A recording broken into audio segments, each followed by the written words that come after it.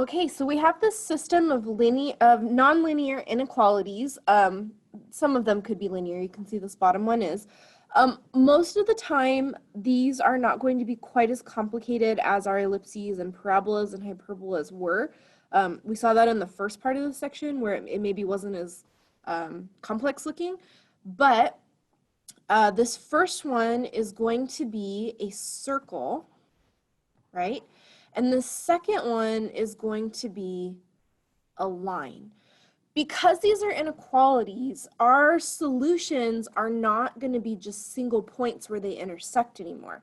It's going to be shaded regions, and the overlap of the two shaded regions is going to be our final answer. So we actually need to bring a graph in for this. Okay, and so we really just start out with each piece. So let's start out with our circle. What do we know about it? Well, based on its equation, its center is 0, 0, and its radius is 4, right? We also can tell, because this is an or equal to, this means we use a solid, you could say a solid graph. I usually just say solid line, knowing it's the line that goes around the circumference of the circle. But we have our center here.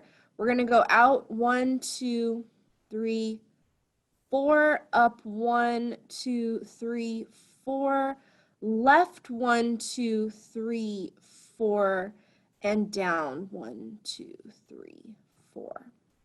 Okay, and then we sketch this circle in. Try to make it look as lovely as possible. I realize that's not always possible, but try. Again, we want sort of curves as you draw this. And again, it's that solid line because we have this or equal to. Before I go any further, I want to find a test point. This is any point that's not on that actual circumference of the circle itself. And a very common choice is the origin. It's not always going to work, but often it does, and when it does, it works really well. What we're going to do is we're going to plug 0, 0 into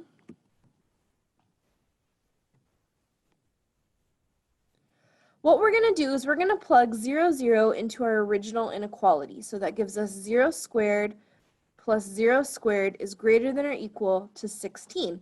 Well, is 0 greater than or equal to 16? Definitely not, right? So because this is false, this means we shade opposite of where that point lives. So because that point 0, 0 was here at our origin, we're going to shade opposite outside of our circle. So this is the shaded region. It kind of ends up looking like a sun. This is the shaded region of our circle. Now, I don't want to shade too much, too dark, because I still have to graph my line, and I want to make sure I can distinguish where everything is, right? But enough so you can tell where it's at. Now, had that been a true statement, we would have shaded the inside of this circle instead. Okay, so it's always opposite of wherever. Okay, so now let's do the same thing, but let's do this with our line. So you have your straight line. It's x plus y is less than 3, so let's move the x. You can put an equal sign here. Some people do. I usually don't, just so I don't lose it. But that's y is less than negative x plus 3. Be careful if you multiply or divide by a negative, because that rule still applies. If I had to multiply or divide the whole equation by a negative, my sign would flip in the other direction. So it's not a thing here, but it could happen. It's an inequality rule. So this is in that y is mx plus b formatting, right? So b is our x-intercept, and so that's at 0, 3. So you've got a point here. So we're going to put a point at 0, 3, which is right here. And then we're going to use our slope, which is negative 1 over 1, which means we go down 1 and then over 1. There's another point there, down 1, over 1, down 1, over 1. You can do as many of those as you feel like you need. Now, I want us to be really careful here because of the inequality that we have. This is not a solid line. This is, I call it a dashed line, meaning we don't draw it solid, we draw it like this. So as we're drawing this in, and I'm going to break out my ruler here. Hey, that's pretty much perfect. As we draw this in, we're going to draw it with these dashed lines, not with solid lines.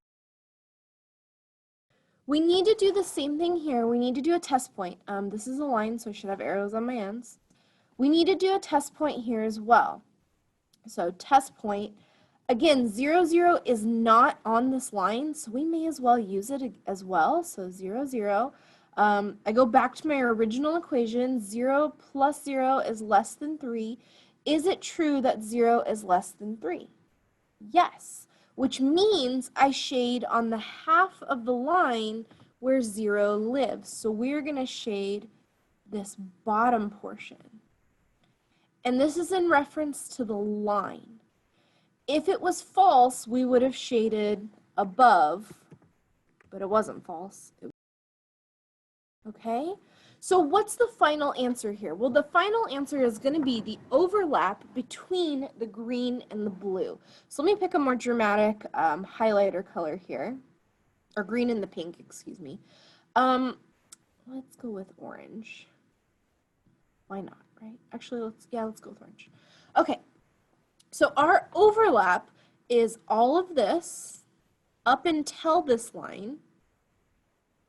It's going to be outside of our circle, as best as I can draw it,